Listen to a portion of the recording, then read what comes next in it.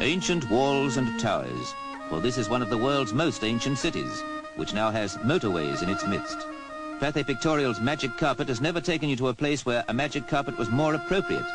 And whether it's a jet aircraft flying high over Istanbul, giving you a cloudy, lofty view of the mystery city of mosques, or a helicopter carpet at minaret height, you drink the magic in. The Santa Sofia Mosque, once a Christian church and now a museum, always makes you feel, even when your feet are on the ground, that you yourself are up in the air.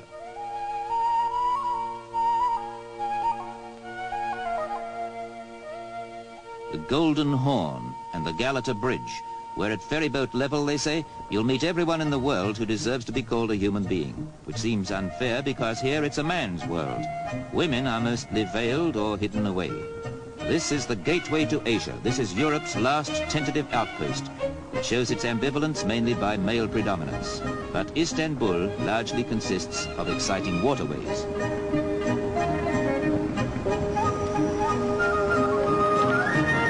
This Galata Bridge is Istanbul. People and mystery and manual labor. Here on the porters' backs, you can analyze life halfway between east and west.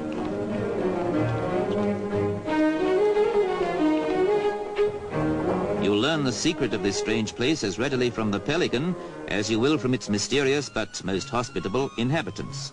Halfway house life, Europe and Asia. And a really lovely thing, sweet, fresh fish.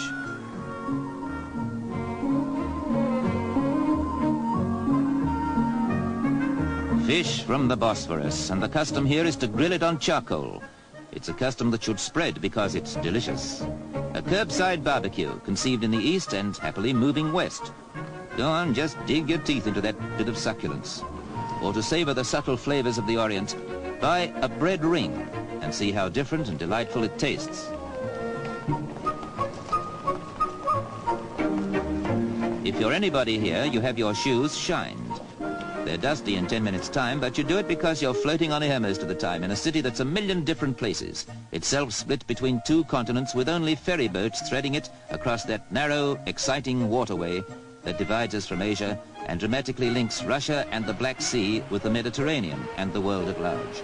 This waterway, among other things, is a city street with local transport.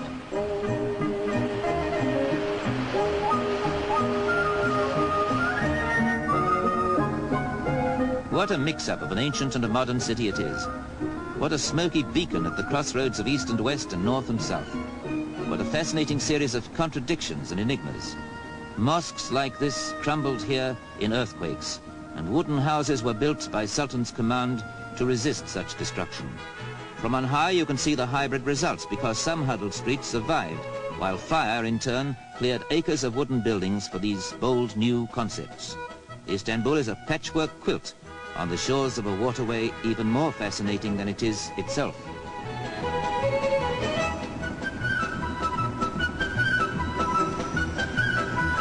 We are cruising now on the Bosphorus. The Dolmabahce Palace, the summer residence of generations of proud sultans, but more particularly the last view you'll get of the continent that cradled civilization, because half a mile across the water, it is Europe no more.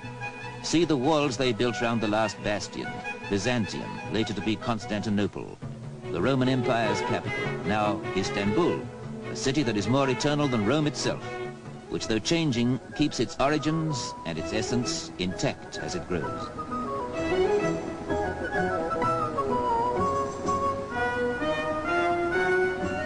This is all part and parcel of Istanbul, perhaps the loveliest and certainly the laziest part. For Istanbul has now stretched out to occupy the whole 17-mile length of this fisherman's paradise. And look, those fish are still alive.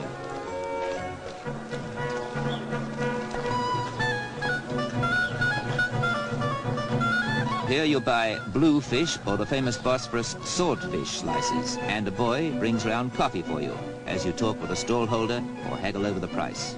The same as in the bazaars. Good, strong Turkish coffee, as sweet as those fresh-caught fish are themselves. You'll also find round here that any old tin will serve as a barbecue. This scene could be on the Cornish coast or somewhere remote, and it's hard to believe it's part of a sprawling city that the Crusaders knew, a a strategic point on the map of the world, besieged in turn by Goths and Huns, Slavs and Arabs, and finally captured 500 years ago when this castle was built by the Turkish Sultan Mohammed the Conqueror. This was the stronghold from which he first attacked and then defended the city that he made the capital of the Ottoman Empire.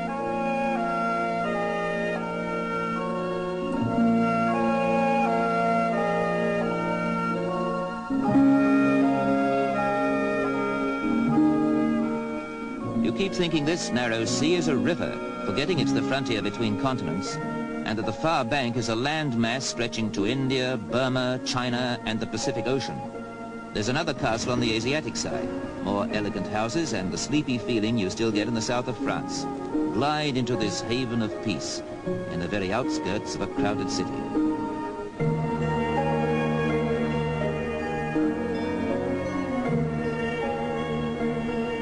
At intervals, you will hear the call of prayer to remind you that you're in a land of mosques and minarets.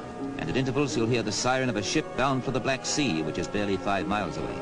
For the rest, you might easily be on the Riviera, with its gay hotels and cafes in the sun. Istanbul and the Bosphorus have all this.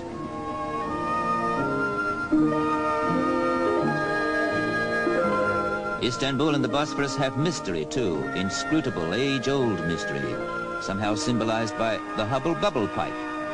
You order one at any restaurant, a glowing charcoal chip perched over the tobacco to keep it alight. You smoke and dream and contemplate, and the smoke is as wispy blue as the Blue Mosque, which with its 6 minarets is of all things the essence of this exciting place. There's no need to say any more about Istanbul. Imagination can do the rest.